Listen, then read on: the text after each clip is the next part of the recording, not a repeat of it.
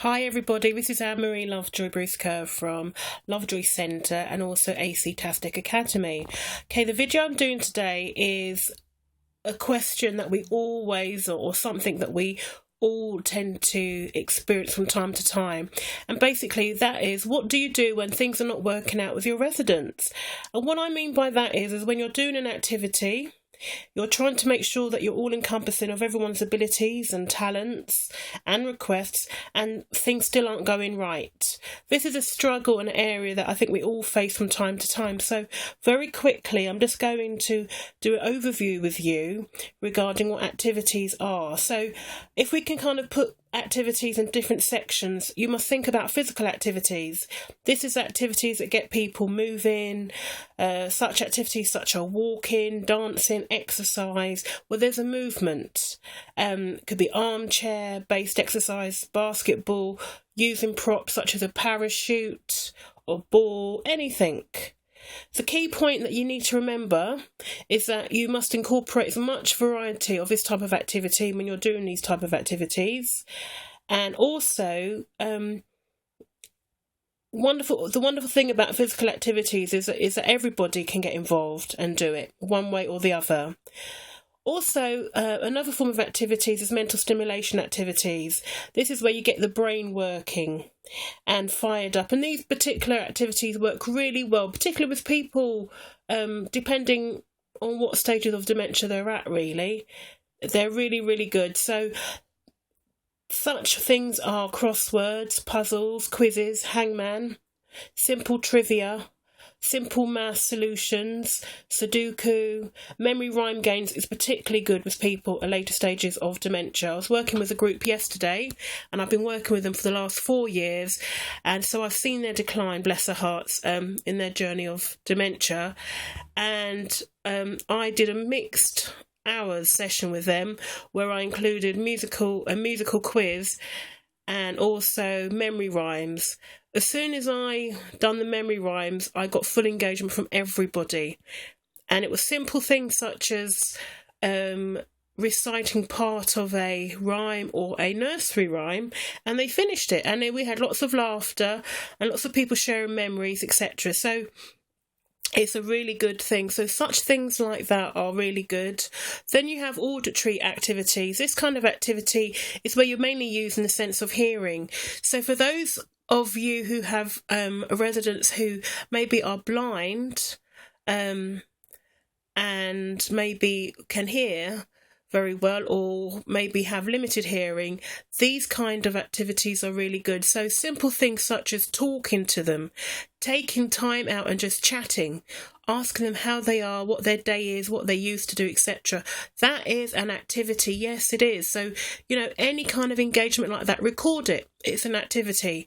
Other such activities are music therapy. See great results in that. Everybody responds to music. Even if a person doesn't want to participate, they can't help but hear. And then you generally find them tapping their feet.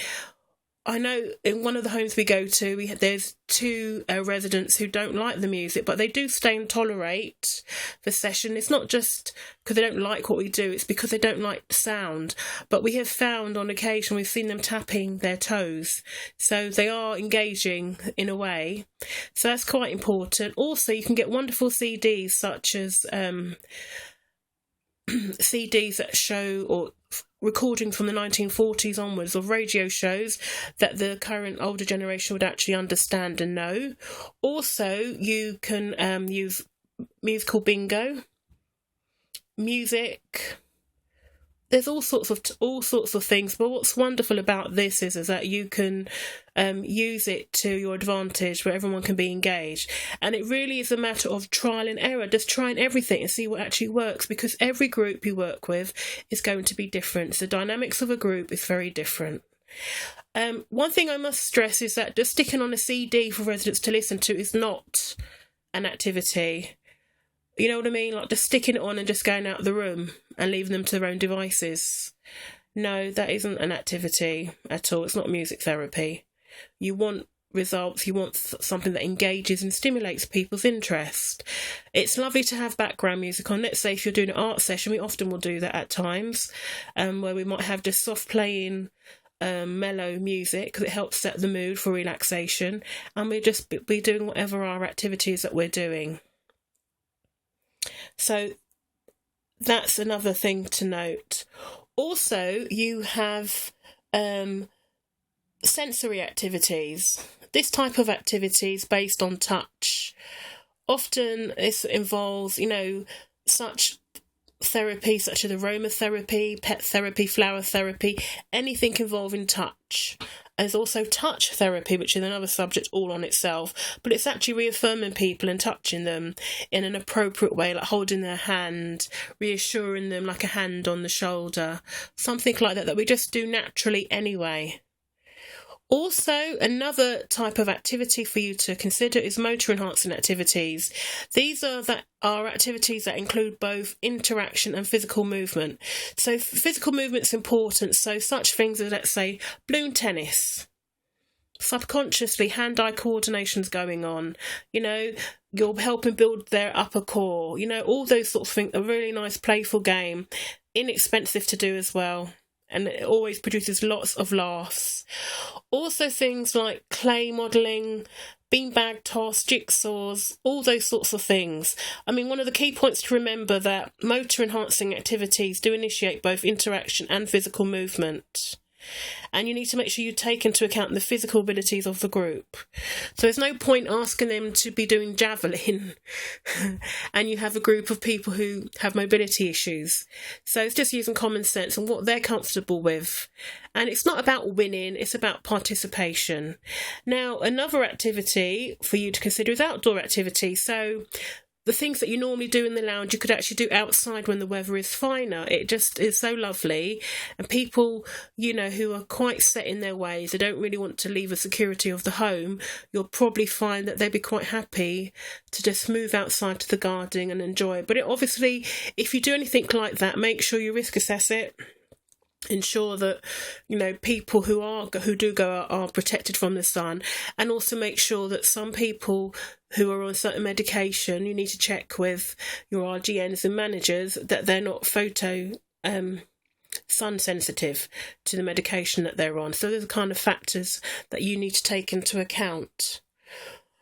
Also, going out on trips. Recently, I had the pleasure of taking out a group of beautiful residents at one of the homes I work at, and it was brilliant. It's lots of organisation, it's lots of time, but it's so worth it, because when you're seeing residents out of their normal home environment and they're thriving and they're back into the everyday buzz and bustle of the world, it's wonderful to see them interacting and picking up where they left off. It's really great, and it's a requirement actually to make sure that activities are meeting the needs all round and also helping people to access the community. So this is something that you need to do. So I've done this overview of activities for you to give you an understanding and to hopefully help those of you who are trying to try different things with your residents. What I would suggest is that if certain things aren't working, you just have to try different things. Or if really and truly it's just not, they can't really do anything in a group, or their abilities, maybe they're a bit more advanced than the other people in the group, then maybe just doing a mini group with working with maybe one or two of them and them doing something a bit more advanced. We often do that in our groups. We split people up and depending on their abilities, and they still are able to access everything else that everyone else is doing, or do things on a one-to-one basis with them. That's quite an easy thing to do as well. Okay, I hope you found this useful and interesting, and these are the sorts of things that I cover in great detail and depth that I will be making and availing to all of those of you for the AC-tastic Academy, which will be going live in January. So exciting stuff. So keep on watching, keep on shining. I believe in you. I think you're doing an awesome job, and I appreciate you subscribing and also taking the time to listen. And I hope that you find this information enjoyable and also useful. If you need anything or you want me to do a video on a set topic, please let me know and I gladly will do this for you. Please subscribe to the AC-Tastic Academy on YouTube and I'll keep you posted. Until next time, take care.